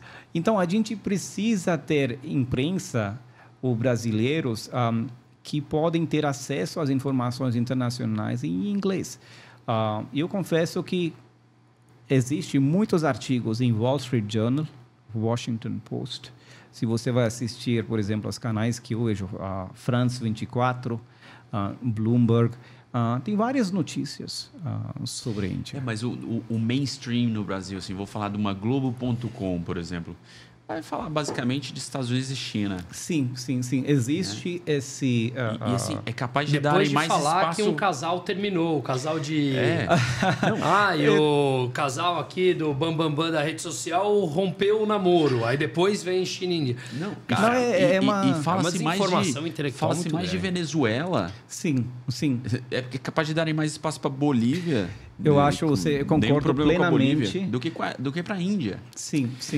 Por isso que eu falo que a mídia tem papel não necessariamente informativa e educativa. Eu vou te dar um exemplo concreto. Ano passado, nós tivemos a visita de ministro de Relações Exteriores da Índia. Ninguém sabe sobre isso. Eu conversei com um jornalista. Olha aqui, talvez seria interessante que vocês fazem algum tipo de entrevista. Ninguém se interessou. Durante G20, entrei em contato com uma empresa que tem relacionamento com a empresa. Olha aqui, G20 está acontecendo na Índia, será que vocês têm alguma informação, você tem acesso a jornalista? Essa empresa me respondeu, professor, não tem pauta em momento. Só que eu estou olhando aqui no Jornal Nacional, passou uma pauta sobre a Índia.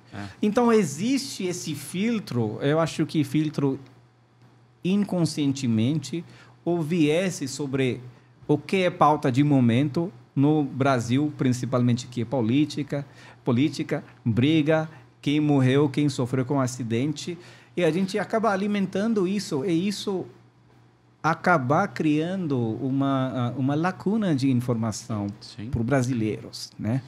Eu acho que não ganha relevância e, portanto, nunca vai ser notícia. Então fica um círculo vicioso que ele é um lorde, né? Eu sou mais na porradaria. Eu faço parte, por exemplo, eu participo de programa de televisão uma vez por semana e eu dou bastante entrevista sobre economia, essas coisas, os principais canais que ligam e tal.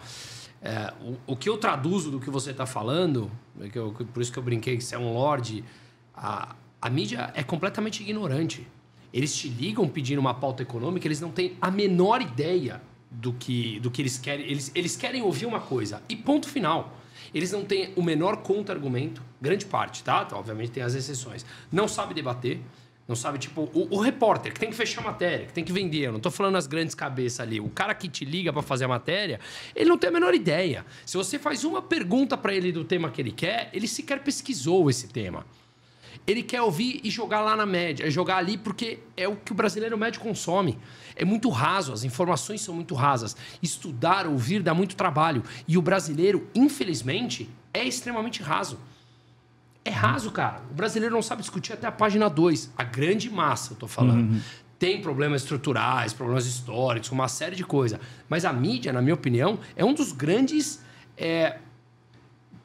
aceleradores dessa pauta e manutenção das pessoas na superficialidade de tudo. Manter a ignorância mesmo. Agora, isso corrobora com o que eu tava falando aqui, né? O cara que te liga para pedir uma pauta, ele não tem mais uma função educativa de gerar um conhecimento novo ali. Não tem. Que seria, por exemplo, noticiar fatos relevantes da Índia, por exemplo. Mas sim noticiar aquilo que é hype pro cara, que tá dando clique, que tá no assunto do momento. Sim. Aliás, a mídia, a informação, principalmente as pautas negativas que causam mais estresses, né? Claro. Dos jovens. Claro. Mas eu já dei, assim, alguns entrevistas, né, para jornais, quando eles querem essa pauta sobre a Índia. Eu faço questão também que eu não tenho resposta por todos, né, porque eu sou professor de administração, então eu não posso falar de tudo com clareza histórico, né, dados claros. Eu preciso também criar, né, algumas limites. Mas, por exemplo, essa lacuna também permeia até a classe política. Por isso a gente tem que romper essa barreira, porque somos parte do BRICS, somos parte do Sul Global. Temos problemas, temos muitas boas soluções que nós podemos aprender, né? Por exemplo, a Índia tem baita rede de ferrovia. Vocês têm que ver, a gente tem ferrovias 100% nacionais. Cara, eu ia te perguntar como que é a infra lá, já emenda. Pois é. Então, isso nós podemos aprender. E a imprensa pode mostrar isso. Alguns anos atrás, nós já passamos pela reforma tributária. Em termos de pagamento digitais, a Índia já passou a China. Né? Como eu te falei, que você vai para vendedor e aí você paga pelo Google Play. Essa camisa, né, é customizada numa Alphaed. Aí eu paguei pelo Google Pay. É mesmo. Tá?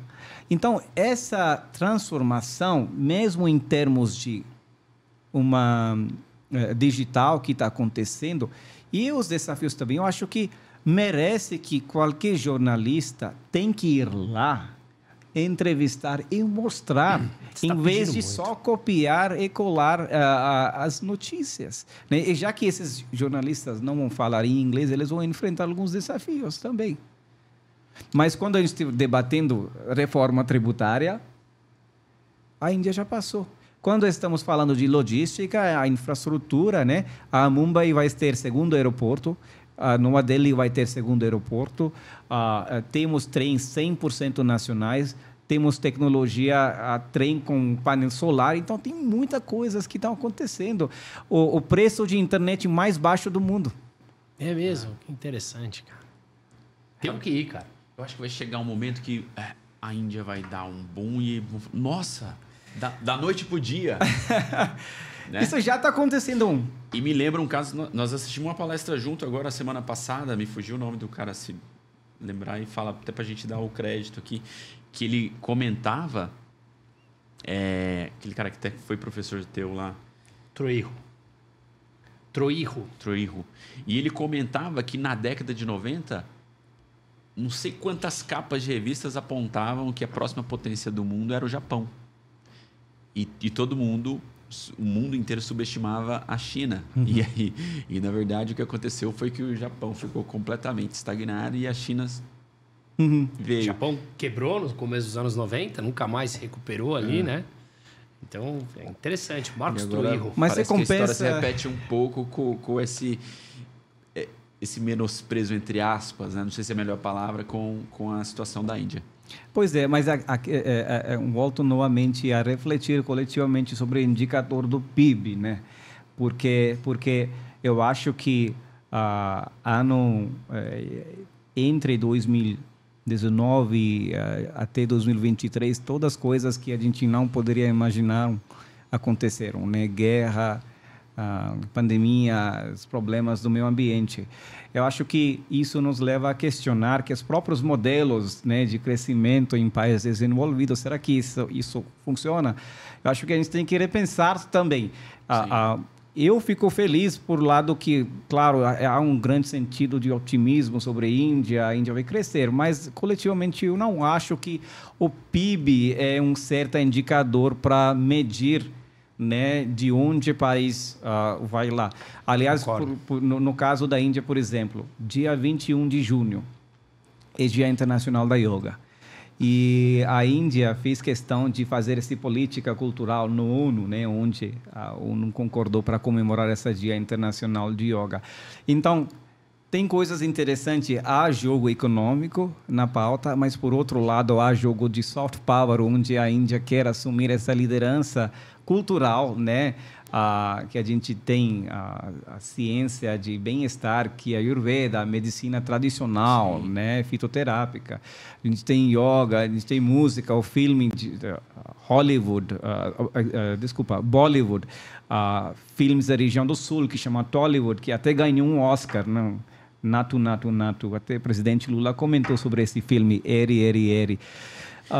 Somos maiores produtores, também, né? Somos um dos maiores produtores de filmes no mundo. E quando a gente conversa aqui no Brasil, você sabe Caminhos das Índias? Agora acho que pelo Netflix, né, democratizou muito. Teve uma novela da Globo no começo dos anos 2000, que chamava O Caminho das Índias.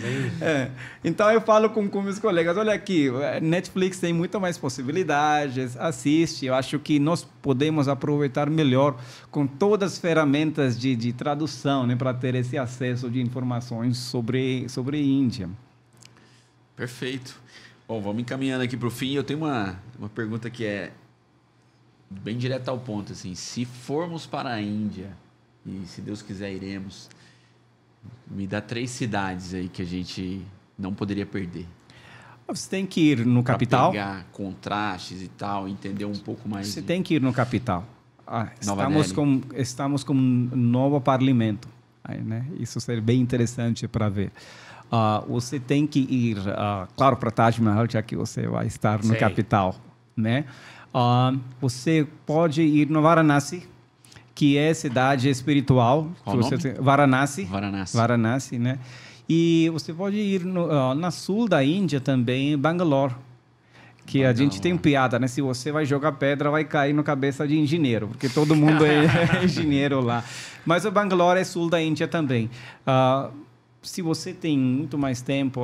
Nova Delhi é norte. Norte, né? Tá. Varanasi também é norte e Bangalore é sul. Né?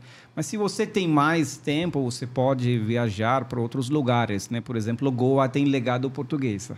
E aí dá para ver né? as coisas históricas também de colonização portuguesa, inclusive aproveitar as praias. E se você quer ver, por exemplo, Himalayas, então norte da Índia, Dharamshala é muito bom, onde você consegue até ver os monges budistas, né?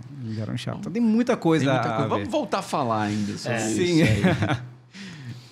Bom, é isso. Cara, teria muito mais coisa pra falar, né? Porque a gente chega no tempo. Tinha um monte mais de coisa aqui, mas enfim. Batemos 1h30 aí já. Mas, queria agradecer aí, professor. Uma honra ter tido você aqui. Obrigado por aceitar nosso convite. Você tem redes? Você é público ou não? Não necessariamente. Não, né? Não sou tão assim, digitalizado nesse sentido. Eu gosto de interagir com meus alunos, né? Sei. Físicos ali, físicos, né? Fisicamente, né? Mas muito obrigado para ter esse papo. Eu acho que eu vou enfatizar novamente, né, que o que vocês estão fazendo aqui, paulatinamente, destacando as pautas mundiais e espalhando esse conhecimento para os brasileiros, é um trabalho muito importante, educativo. E eu desejo tudo de bom para você e espero que você vá na Índia e a gente vai ter a oportunidade de fazer esse podcast novamente. Tem que ir ano que vem, hein? Com certeza. Sim. Tá. Eu acho que reúne muitas boas variáveis aí. Eu acho que qualquer pessoa, a Índia é tipo assim, né? Eu digo assim, macrocosmo do mundo e microcosmo. Né? O mundo está na Índia, a Índia está no mundo, assim. Mas quando você vai lá, seja você gosta ou não gosta, alguma coisa vai mudar dentro de você. Sim. Eu acho que é isso fundamental, né? Eu não percebi isso. Quando eu fui fora da Índia, eu comecei a valorizar a Índia do mais. Então, eu sou mais indianizado fora da Índia do que dentro da Índia, né? Eu acho que essa essa possibilidade que a Índia oferece, que eu lembro que um acadêmico falou, e não estou lembrando totalmente, falou que sabor de sabedoria. Tem essa pinta mesmo, cara. Tem. Ano não que é? vem tá feito. Para fechar, você pensa em voltar para a Índia? Por que não? Mas eu vejo assim, né? Se tivesse oportunidade, com certeza. Eu gosto muito do meu trabalho, seja aqui ou na Índia, porque isso vai além da fronteira, né? De espalhar conhecimento e fazendo esse ponte entre Índia e Brasil através do meu trabalho educativo, de pesquisa, e a oportunidade que a FGV me oferece é incrível. Então, acho que já estou fazendo trabalho com a Índia, né? E, claro, o Brasil me permite fazer isso. Então, espero que eu vou ter a oportunidade de voltar para a Índia também e trabalhar lá novamente. Mas eu vejo o mundo como uma família. Sim. Né? Agora estou fora da Índia há 15 anos, então não tem assim coisa, apego etnocêntrico de lugar de trabalho. Né? 15 anos fora, 3 países, aí já vira cidadão do mundo. Pois é, aí a gente já começa a pensar em vários idiomas. Né? É isso. Você come carne de boi? Não. Não fizemos essa pergunta. A maioria da população que tem esse... A vaca é um animal sagrado na Índia, mas é para todo mundo? Olha, em geral, por índios, sim. Os índios não comem vaca porque vaca é considerado sagrado. Os muçulmanos na Índia comem vaca e os cristãos, os católicos, né, comem porco. Então, a gente tem essa... Os hindus são o quê? Qual percentual, assim? 80%. mais ou menos. Boa. Isso. É. E muitas pessoas são vegetarianos. Existe uma grande variedade de cardápio com vários molhos e pratos vegetarianos. Eu digo para meus alunos que o brasileiro tem que aprender muitas boas receitas vegetarianas com Índia, porque aqui está virando uma mania de vegano vegetariano. Né? E lá vocês já estão jogando lá faz você tempo. já tem, dentro de um cardápio você já vai ter 50 pratos vegetarianos. Com molho de espinafre, de tomate, de milho. Então, aqui só vai ter brócolis refogado. Não é?